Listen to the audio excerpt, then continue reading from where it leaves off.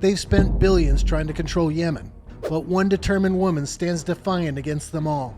Tawakkol Karman has risked everything to bring democracy and self-determination to her homeland, but now she faces her biggest challenge yet. Yemen has a complicated history. For centuries, it was divided into North Yemen, ruled by the Zaydi Shia clan, and South Yemen, a British colony until 1967. In 1990, the North and South united in a process that was dictated by the North's political and military strength. The South was economically weak and had lost their Soviet protectors. Their attempt to secede in 1994 was swiftly crushed by President Ali Abdullah Saleh's northern military, but tensions would persist. Saleh came to power in North Yemen in 1978 after a military coup and the assassination of his predecessor, which he might have had something to do with. He was a nasty piece of work. His regime was characterized by corruption, cronyism, and brutal force. Elections were rigged, opponents were jailed, and the country was treated like his personal ATM. If you dared to criticize him, you would be disappeared or worse. In spite of his brutality, Saleh was supported by the US after 9/11 as an ally in the fight against Al-Qaeda. But his grip on power was about to be challenged by an unexpected force. Tawakkol Karman grew up in a troubled Yemen, surrounded by rampant poverty, blatant human rights abuses, and widespread illiteracy. Born in 1979, she was an avid reader and dreamed of being a journalist. In 2005, she co-founded Women Journalists Without Chains, which advocated for press freedoms and women's rights. In 2007, she organized protests that brought thousands to the street to protest Saleh's attempt to extend his presidency indefinitely. Inspired by the Tunisian uprising, Karman then led massive demonstrations during the Arab Spring of 2011. For months, she and fellow activists braved violent crackdowns in Sa'ana's Chain Square. Saleh fought back viciously. His troops shot protesters and his thugs beat them with clubs. One of Karman's close allies was assassinated. She received death threats and was arrested multiple times. In this conservative Muslim society, Saleh and his cronies denounced her as a shameless woman transgressing the norms of female subservience. One government official called her a whore, and yet Karman, a devout mother of three, was undaunted. Finally, after nearly a year of protests, Saleh stepped down. It was a huge victory for the pro-democracy movement, and Karman was hailed as a hero. She was awarded the Nobel Peace Prize in 2011, the first Arab woman to receive it.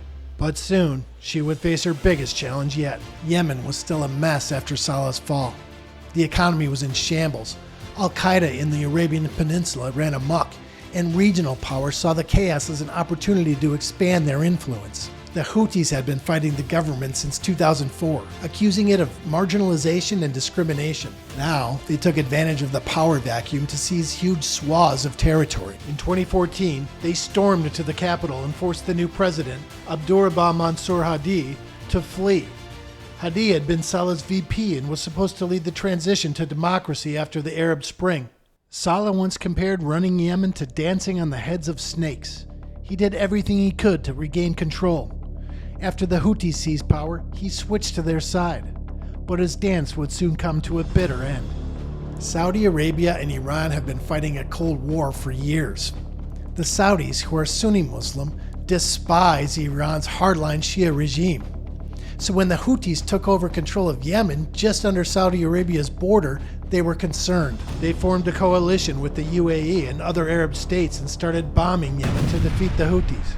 The campaign would have devastating consequences for the Yemeni people. The Saudis claimed they were just trying to restore Yemen's legitimate government, but Karman wasn't buying it. She saw it as a power grab, pure and simple.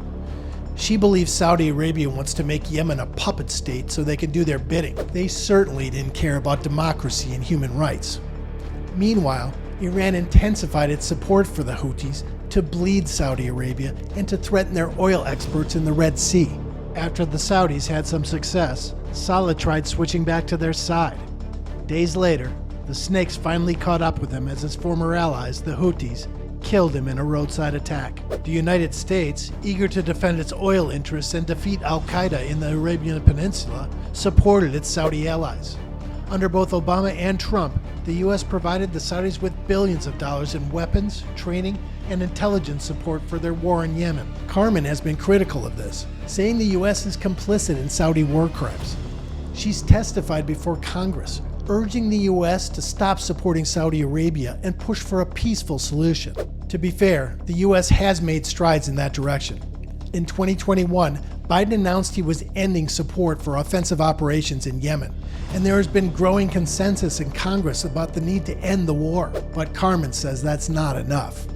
She wants the US to put real pressure on the Saudis and the UAE to withdraw completely and let Yemen decide its own future. The situation in Yemen has become increasingly complex with the recent conflict in the Gaza Strip.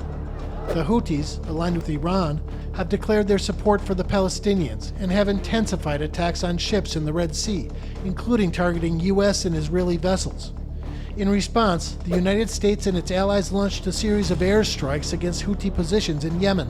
Karman has been a vocal critic of the Houthis, accusing them of human rights abuses and of undermining Yemen's democratic aspirations. Today, the Houthis still control a significant amount of Yemen, including the capital of Sana'a and most of its key institutions. But the international community only recognizes the Houthi government, which still controls parts of the south. They still have resistance from those southern separatist groups. Karman initially backed Houthi, but has become increasingly critical of him as he failed to implement any meaningful reforms. The Saudis and Houthis are still going at it, and Yemen is now the site of the world's worst humanitarian crisis. Millions of people are on the brink of famine, and disease is running rampant. It's a man-made catastrophe for which Karman lays the blame squarely at the feet of the regional powers that have treated Yemen like a chessboard. But she's not giving up, even if it means risking everything. Karman's story continues to reflect the struggle for self-determination in the Arab world. She has become a beacon of hope, not just for Yemen, but for nations everywhere struggling to fight against tyranny.